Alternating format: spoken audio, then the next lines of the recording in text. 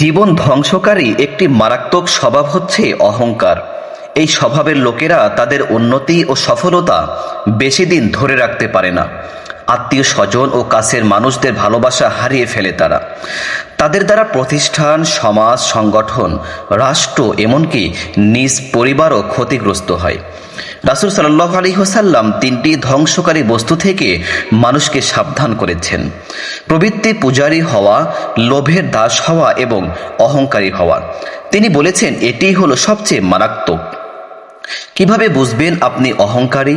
আসুন আজ গুরুত্বপূর্ণ কয়েকটি টেস্টের মাধ্যমে নিজেকে যাচাই করে নিন আপনি আদৌ অহংকারী কিনা। কেননা পৃথিবীর যে কোনো ভাইরাসের থেকে সবচেয়ে ভয়ঙ্কর ভাইরাস হচ্ছে অন্তরে অহংকারের ভাইরাস। অহংকারের অন্যতম একটি নিদর্শন হচ্ছে শ্রেষ্ঠত্বের দাবি করা, সবার কাছে নিজেকে শ্রেষ্ঠ করে ফুটিয়ে তোলার চেষ্টা করা, এবং এই স্বভাবের একটি বহিঃপ্রকাশ হচ্ছে অন্যকে তুচ্ছ ভাবা, নিজেকে অন্যের থেকে শ্রেষ্ঠ ভাবা, এবং এই কাজটাই সর্বপ্রথম ইবলিস করেছিল। এরপর হচ্ছে সত্য প্রত্যাখ্যান করা। মানুষ কখনো কখনো নিজেকে শ্রেষ্ঠ করে চিত্রিত করার জন্য সত্যকে চাপা দেয়, অন্যের অবদানগুলো নিজের বলে চালিয়ে দেয়, অন্যকে দাবিয়ে রাখতে বিভিন্ন জায়গায় তাকে তুচ্ছ করে চিত্রিত করে। এটাও মানুষকে ধ্বংস করে দেয়।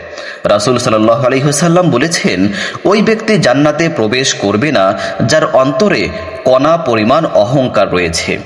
জনৈক ব্যক্তি প্রশ্ন করে বসল, এ রাসূলুল্লাহ, এই লোকেরা চায় একটু সুন্দর পোশাক, একটু সুন্দর জুতা।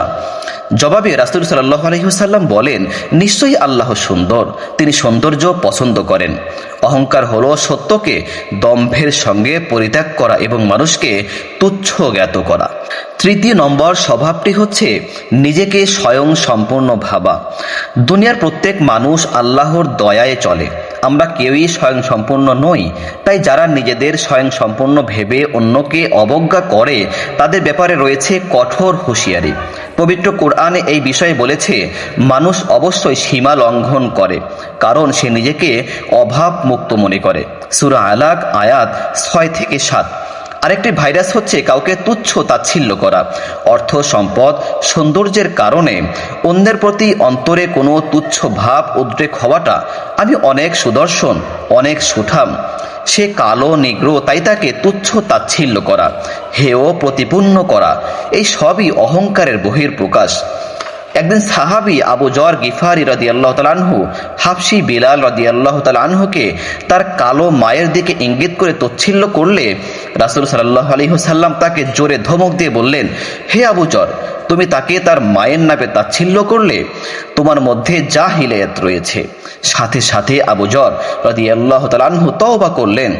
তাই অধীনস্থদের সঙ্গে, বাসায় বুয়া হোক, গাড়ির ড্রাইভার হোক অথবা অফিসের কর্মচারী হোক, কারো সাথে খারাপ ব্যবহার করা, তুচ্ছ তাচ্ছিল্য করা মারাত্মক পর্যায়ের গুনাহ।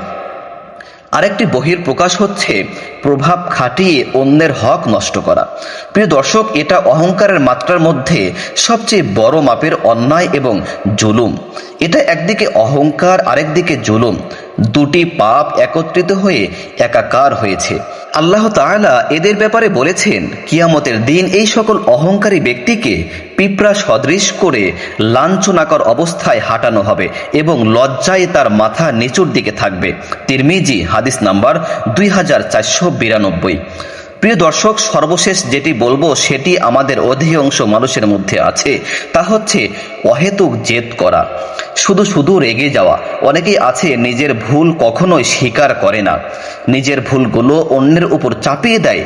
আব্দুর রহমান বিন মাহাদি রহমাতুল্লাহি আলাইহি বলেন, আমরা এক জানাজায় গেলাম, সেখানে ওবায়দুল্লাহ বিন হাসান উপস্থিত ছিলেন।